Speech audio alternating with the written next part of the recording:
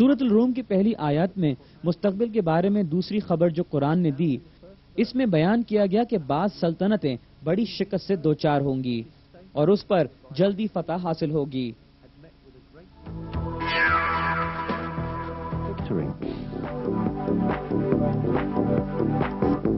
رومی مغلوب ہو گئے نزدیک کی زمین پر، اور وہ مغلوب ہونے کے بعد عنقریب غالب آ جائیں گے، چند سال میں ہی۔ اس سے پہلے اور بعد میں اختیار اللہ تعالی ہی کا ہے۔ یہ آیات سن 620 کے اطراف میں نازل ہوئیں۔ عیسائی بازنطینیوں کے فارسیوں کے ہاتھوں بدترین شکست کے تقریباً 7 سال بعد بازنطینی ہار گئے۔ اس کے باوجود آیات میں بیان کیا گیا تھا کہ بازنطینی اس کے بعد فتح یاب ہوں گے۔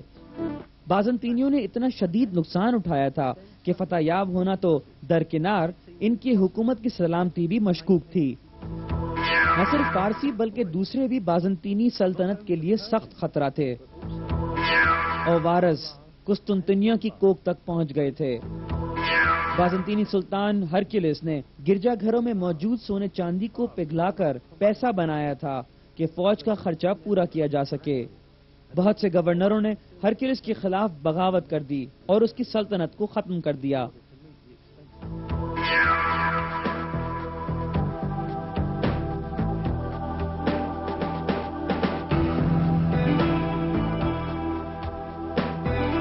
میسوپوٹیمیا، سلیسیا، شام، فلسطین، مصر اور آرمینیا جو بازنطینی سلطنت کا حصہ تھے، فارسیوں کے حملے کا نشانہ بنے۔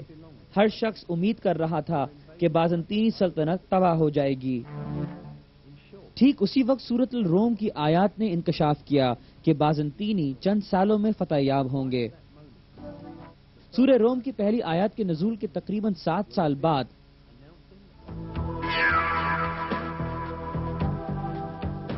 سن 627 میں بازنطینیوں اور اہل فارس کے درمیان فیصلہ کن جنگ ہوئی، اور اس بار بازنطینی افواج نے حیرت انگیز طور پر فارسیوں کو شکست دی۔ چند مہینوں کے بعد فارسیوں کو بازنطینیوں سے معاہدہ کرنا پڑا، جس کی رو سے وہ قابض شدہ علاقے واپس کرنے پر مجبور تھے۔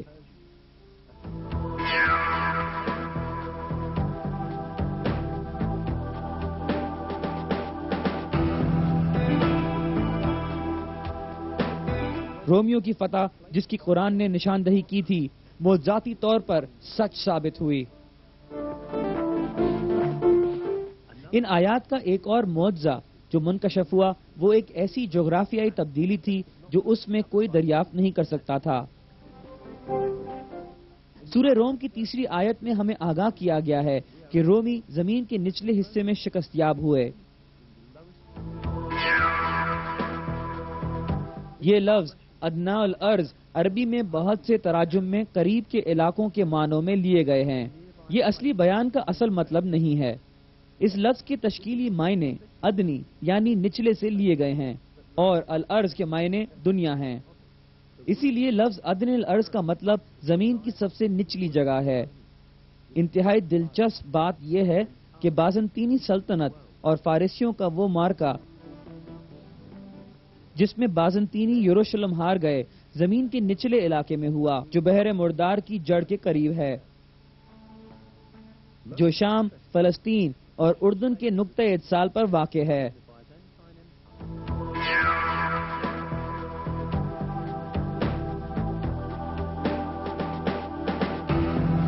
بحر مردار جو منفی 395 میٹر کی ترائی میں ہے، زمین کا نچلا ترین علاقہ ہے۔ اس کا مطلب ہے کہ بازنطینی دنیا کے نچلے ترین علاقے میں اسی طرح شکست یاب ہوئے جیسا کہ آیت میں بتایا گیا تھا۔ سب سے دلچسپ نقطہ یہ ہے کہ بحیرہ مردار کی گہرائی جو منفی 395 میٹر ہے، صرف جدید ٹیکنیک سے ناپی جا سکتی ہے۔ کسی کے لیے بھی اس وقت یہ جاننا ناممکن تھا کہ یہ زمین کا نچلا ترین علاقہ ہے، باوجود یہ کہ قرآن میں یہ علاقہ زمین کا نچلا ترین مقام بیان کیا گیا۔ چنانچہ ہمیں ایک اور ثبوت ملتا ہے کہ قرآن الہامی بیان ہے۔